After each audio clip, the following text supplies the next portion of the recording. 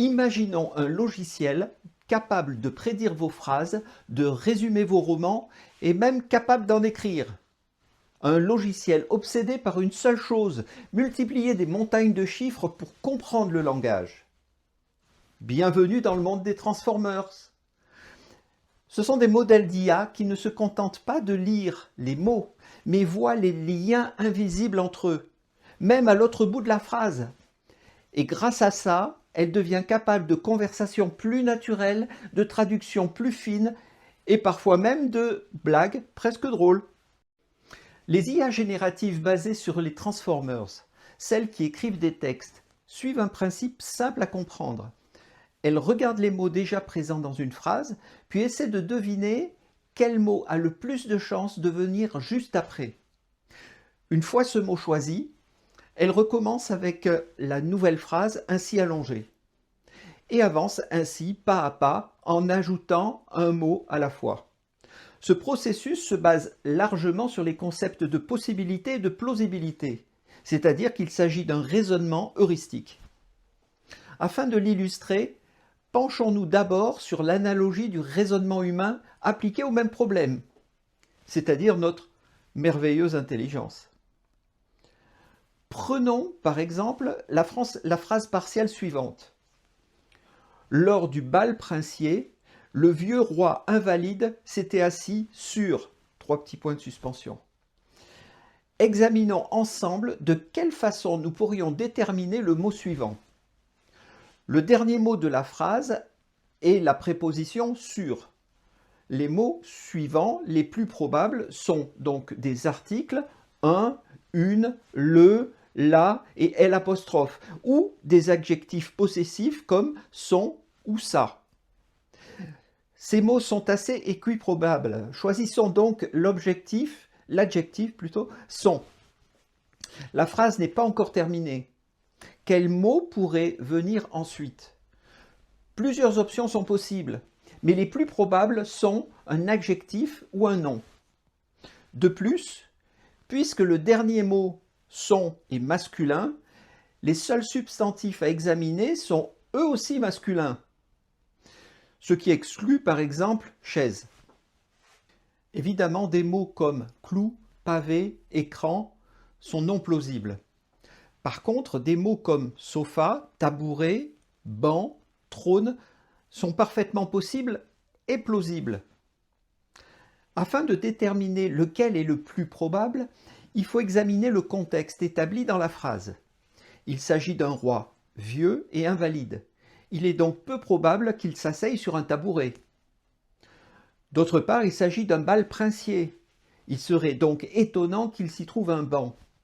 Restent les possibilités de sofa et de trône.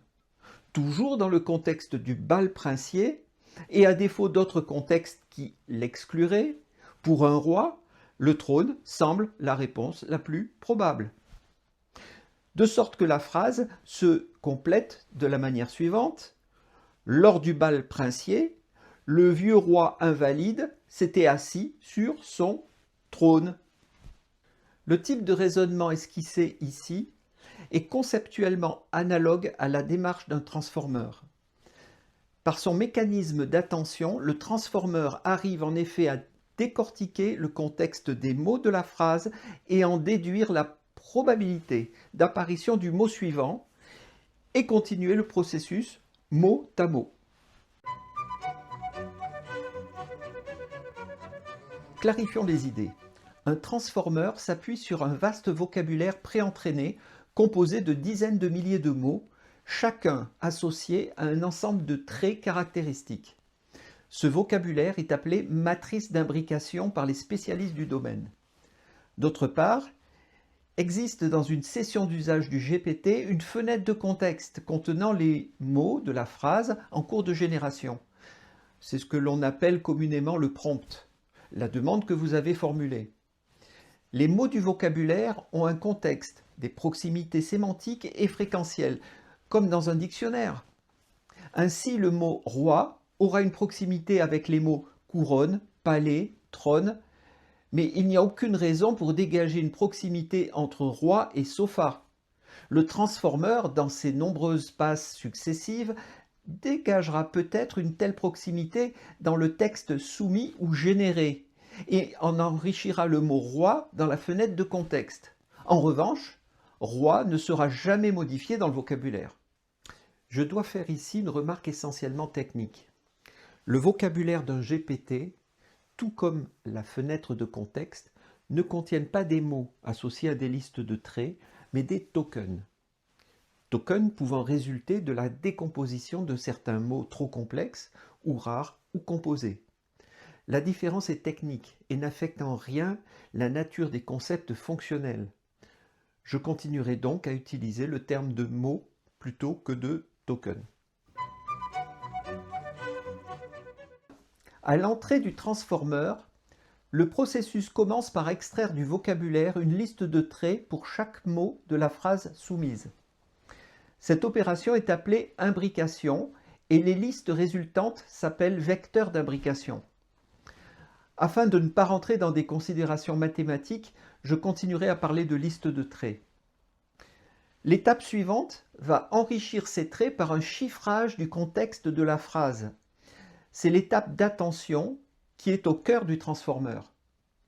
Cette fonctionnalité, conçue par les chercheurs de Google, s'appuie sur 50 ans de recherche sur le phénomène de l'attention humaine.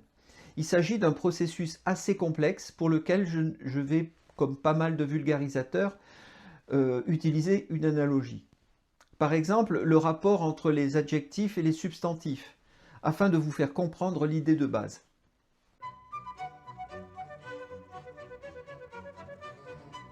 Revenons à notre phrase partielle. Lors du bal princier, le vieux roi s'était assis sur, 3 petits points.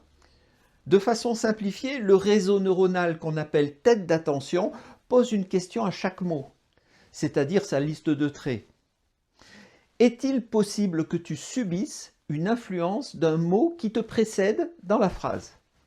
Cela s'appelle un query, soit une requête. Il pose également une autre question à chaque mot. As-tu un effet sur un autre mot de la phrase? Cela s'appelle une key, soit une clé. La réponse à ces deux questions est représentée par un nombre, attaché à ce couple de mots. Tout le mystère réside dans la création de ces questions. En réalité, elles résultent d'un apprentissage initial pendant lequel le processus neuronal a appris pour chaque mot du vocabulaire les paramètres de query et les paramètres de key, la clé. Dans notre exemple, il ne s'agit que des adjectifs, mais d'autres ensembles de queries et de keys sont appris pour des influenceurs différents. Par exemple, les adverbes qui influent sur les verbes. Dans GPT-3, une centaine de ces influences sont considérées. Le processus passe ensuite la liste de traits de chaque mot de la phrase dans un ensemble de réseaux neuronaux qui utilisent ces queries et ces keys. Cela fournit un nombre que l'on peut considérer, dans notre exemple, comme l'influence des adjectifs sur les substantifs qui y sont associés. Donc, toujours dans l'exemple de vieux sur roi. Ces nombres servent à enrichir progressivement la liste de traits de chaque mot de la phrase dans un processus multipasse. On en compte 96 dans GPT-3. Pour notre roi, cela correspond à l'impact chiffré que vieux a sur lui, de même que celui de l'article le. Et ainsi enrichi de plus en plus de contexte, la liste des traits de chaque mot continue son itération à travers le transformer. À la sortie, nous disposons pour chaque mot d'une liste de traits largement enrichie de contexte. Mais ce n'est pas suffisant. Il y manque une connaissance plus globale. Une connaissance qui, en quelque sorte, contient le mot suivant attendu.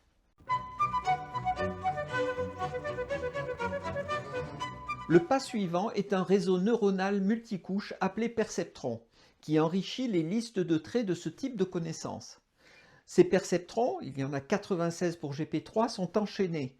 Ils ont emmagasiné par entraînement initial un ensemble important de connaissances encyclopédiques au sujet des mots du vocabulaire. Ces connaissances vont affecter plus particulièrement les traits des mots de la phrase. Dans notre exemple, considérons que, précédant la phrase à compléter, d'autres éléments ont été présentés préalablement dans la conversation. Dans les passes à travers le transformeur, l'analyse de ces textes préalables aura retenu, par exemple, que le roi en question s'appelle William II. Les perceptrons savent, grâce à leur apprentissage initial, que William II n'est plus au pouvoir, qu'il a promulgué un décret très controversé sur l'euthanasie, qu'il a épousé une certaine Joséphine, ainsi que quelques dates marquantes de sa vie et de son règne. L'ensemble de traits de chaque mot, enrichi de contexte par la passe d'attention, traverse ensuite de multiples perceptrons, dépositaires dans leurs liens interneuronaux de nombreux détails factuels sur la vie et le règne de William II. Les perceptrons ajoutent ces informations aux listes de traits associés aux mots de la phrase, produisant ainsi un important enrichissement sémantique supplémentaire. Ceci va permettre, dans la dernière étape, de choisir le mot suivant, le plus approprié pour désigner le siège du roi.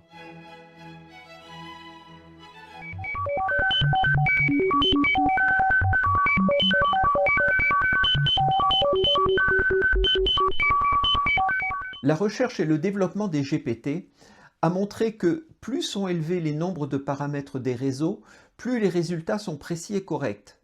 Ainsi, dans GPT-3, 96 de ces perceptrons sont enchaînés, séparés chacun par 96 têtes d'attention, menant à presque 200 milliards de connexions interneuronales.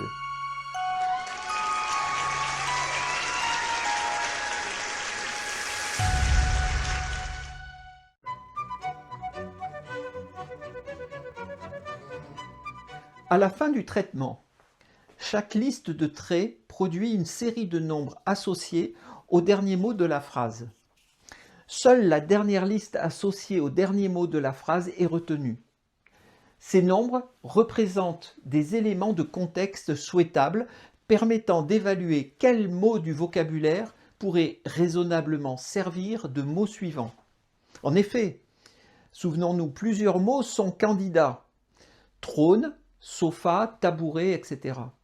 Une passe neuronale finale sur cette seule liste, la désimbrication, extrait du vocabulaire une liste de nombres, des pondérations, c'est-à-dire une plausibilité pour chacun des mots du vocabulaire.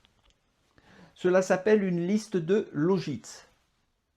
Ensuite, un algorithme de lissage transforme les pondérations des mots en probabilités. Pour la fine bouche, je signale qu'un paramètre particulier, la température, permet de moduler ces probabilités de façon à jouer sur l'écart entre les valeurs les plus probables et celles moins probables. Cela implique un effet sur le déterminisme du choix final du mot suivant de phrase. Ce choix s'opérera en principe en retenant le mot le plus probable de la liste. Sans surprise, c'est le mot sofa, ce qui délivre donc la phrase complétée. Lors du bal princier, le vieux roi s'était assis sur son sofa. En conclusion, il peut sembler presque magique qu'une architecture composée de centaines de réseaux neuronaux et de milliards de paramètres ne manipulant que des données numériques, opaques pour l'esprit humain, parviennent à produire des textes cohérents. C'est là toute la puissance et la part de mystère des réseaux neuronaux et des transformeurs.